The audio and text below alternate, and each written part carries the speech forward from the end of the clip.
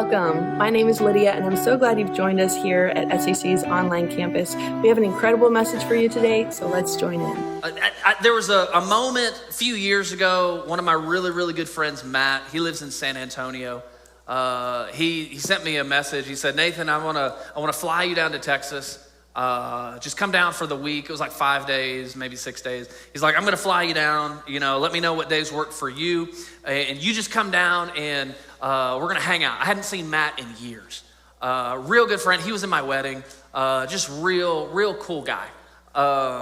And so we get down to Texas, and it's like the middle of summer. And if you've never been to San Antonio in the middle of summer, it's like hell hath opened up her womb. It is frighteningly hot. And so we're out there, and Matt is an avid golfer, and he's like, hey, let's go play golf. And I'm like, are you sure? I don't know that there's like air conditioning outside there. But he's like, no, let's do this. So we go out, and I'm like, well, if I'm gonna go golfing, I have to look the part. So I look like a skinny John Daly. I am just decked out head to toe in plaid. I've got my knickers on. I've got my little hat with like the little furry things, whatever.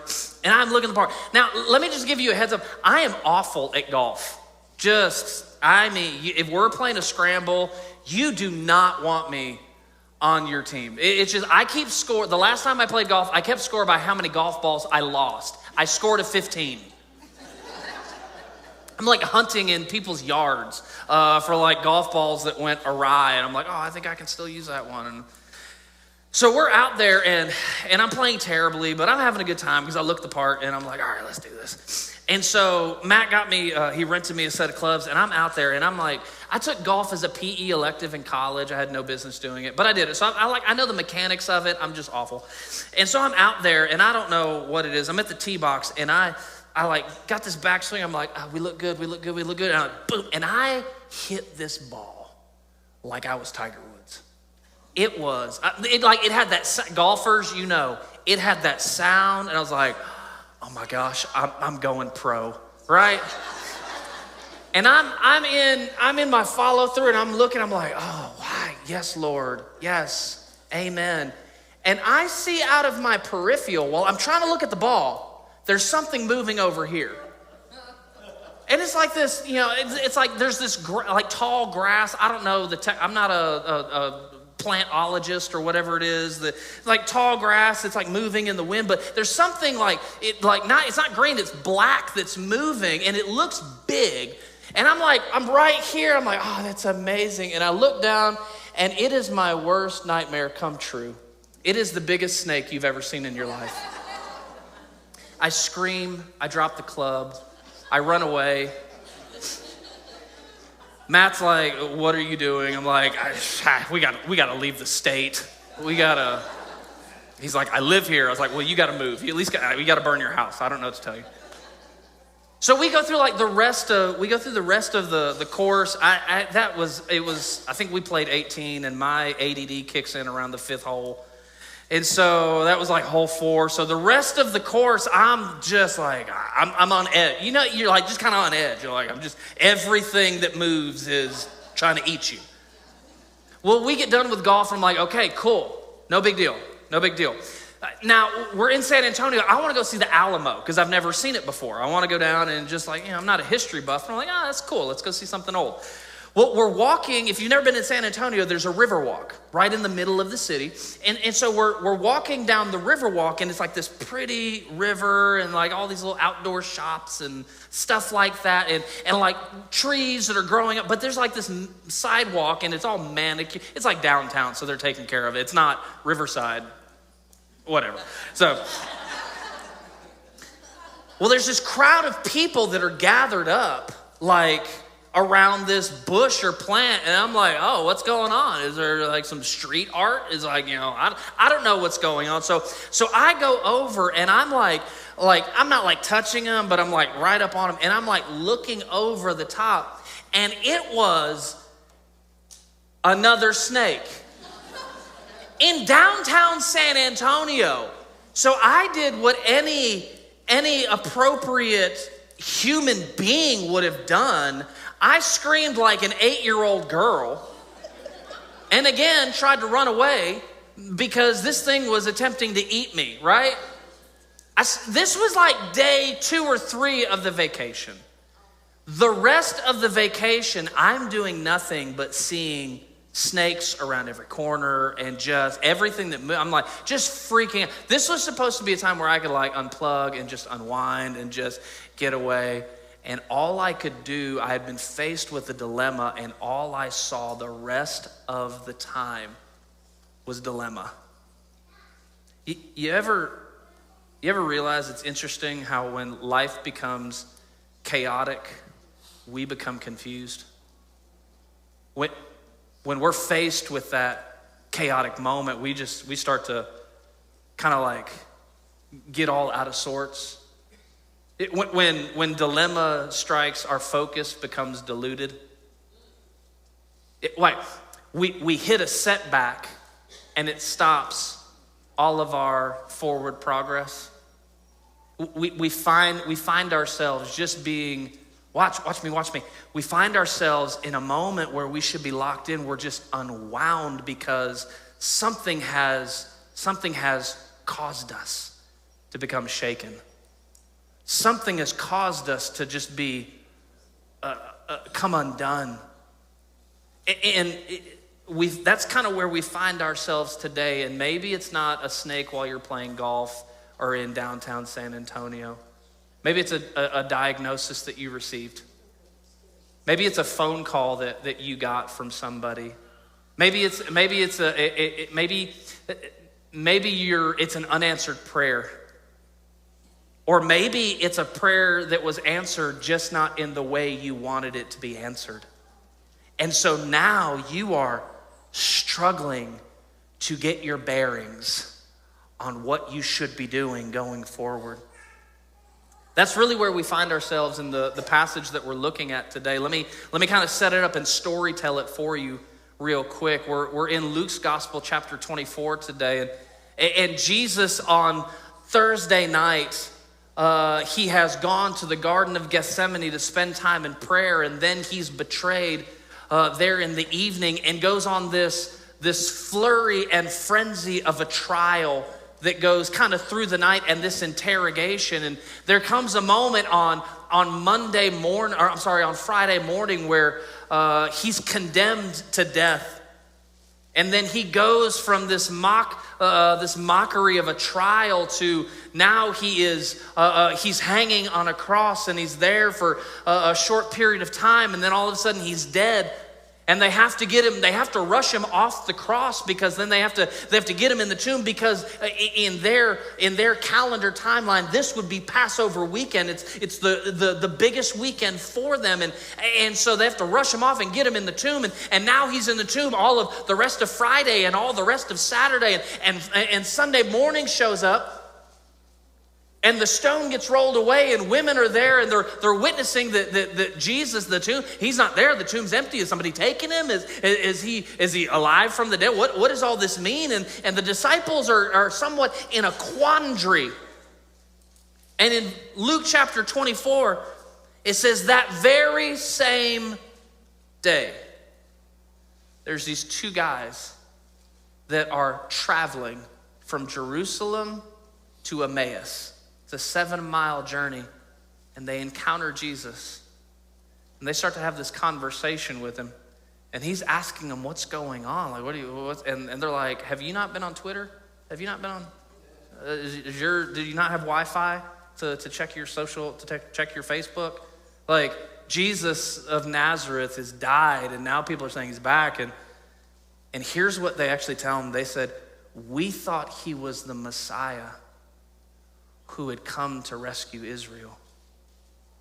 Now, if you look at this, just leave this right here. If you look at this passage of scripture, these were not part of the 12 disciples, but yet they were close enough that they watched miracles happening. They were there when teachings were going on, and they had been impacted by the ministry of Jesus, but they had encountered the intimacy of Jesus, where he spoke to the deep things on the inside of them, their purpose and their calling, and they had been this moment in some period of time over the course of at most 3.5 years, or at least one moment where they had been so locked in that now they are shaken in what's going on in life because they have struck the rock of dilemma.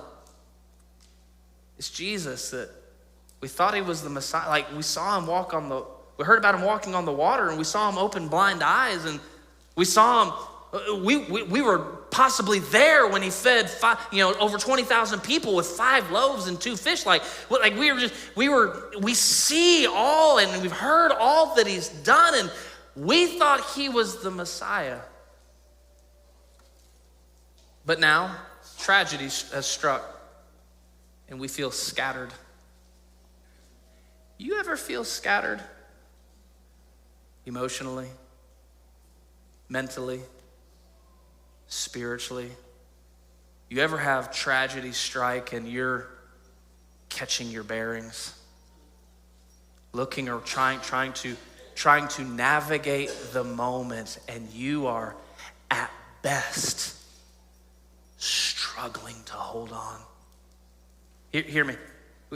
How do you keep disappointment from derailing you? Because that's what they've encountered. We thought he was the Messiah, and now we don't know what. You have had an encounter in your life, and disappointment is looming over you. How do you keep disappointment from throwing you off course? What do you do when the dust has settled and the honeymoon is over, and now it's like, this is wild? What do you do when the prayer is not answered in the way you wanted, or maybe it's not been answered at all yet? What do you do? What do you do when the job that you were hoping for, that feels like it's the answer to the prayer that you have, is given to someone else? What do you do when what you were anticipating, actually you see happen anticipating for good in your life, you see happen in someone else's, but you're still stuck in a moment of frustration? You're still stuck in like, hey, I wasn't praying that for them. I was praying that for me. And God, what are you doing? Where are you? How do you keep on going when pain has inserted itself into your life? How do you keep on going? Hear me. When trials and difficulties are knocking the wind out from you and pulling the rug out from underneath you, how do you keep on going? How do you not allow yourself to get derailed? How do you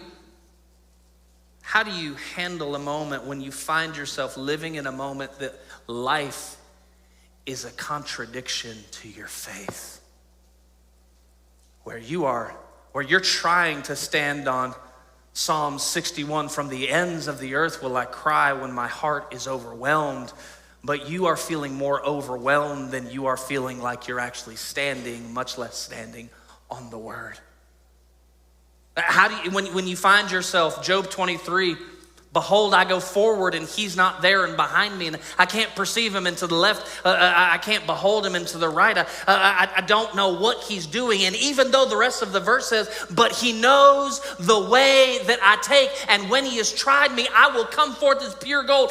That's great, but I'm still stuck back here in my dilemma. I'm still stuck back here in my disappointment, trying to figure out, God, where are you?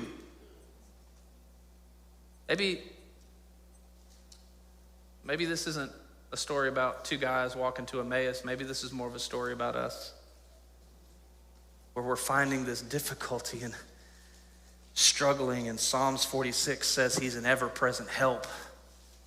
But I am feeling lost, wondering when help is going to show up. Trials, let me read this to you. Trials and dilemmas strike, and it feels like purpose passes away, and the calling feels cluttered, and our desire to connect with God, watch, begins to grow cold. So we unknowingly begin to entertain religious routine and forfeit relationship because disappointment has knocked the wind out of us. And we still might attend, but our faith to move mountains has been overcome by cynicism. Here's what it really is. It's John 21. It's the same timeline, but the disciples are now encountering the same dilemma, the 12, and Peter looks at them and says, hey, let's go fishing. Peter was a professional fisherman. He had left his business to follow Jesus, and now dilemma has struck, and he says, you know what, let's just go back to what we used to do. I can't handle this, so let me go back to what I was comfortable with. You ever find yourself going back to what you're just comfortable with? And that's how you handle the pressure, the pain, and in this moment? They leave what they had known for 3.5 years, and they lose the intentionality of the relationship, and instead of pressing in, they discard everything and allow their passion to decay, their purpose to deteriorate. What they find themselves in is spiritual entropy. Entropy. It's the gradual decline into disorder. Fear hits, faith vacates, and we start to deteriorate. Struggle hits, trials hit, testing hits, dismay hits, dilemma hits, disappointment hits, and what happens? We have the opportunity in this moment to press into Him or allow our faith to become deteriorated. And I feel like there's a lot more times, often than not, that I find myself in this spiritual entropy where I am allowing my faith to wane. And regardless of the situation we're facing, we must live a life focused and connected to Jesus when we feel Him near and when we don't, because no matter what's going on, the resurrected Christ is with me even when I don't recognize it. These guys are walking with Jesus, and they did not realize it was Him. How many times has that happened to us? That He actually is near, but I am so focused on the dilemma, I am not cognizant of His nearness. I'm so focused on the moment that I'm unaware He's actually right beside me through it all. Here's what happens. If you chase Him and lean in, He will explain what's going on. What we see in the scripture in verse 25 through 27, Jesus said to them, how foolish you are and how slow to believe that all the prophets have spoken. Did not the Messiah have to suffer these things and enter into His glory? And then beginning with Moses and the prophets, He explained to them what was said all in the scriptures concerning Himself.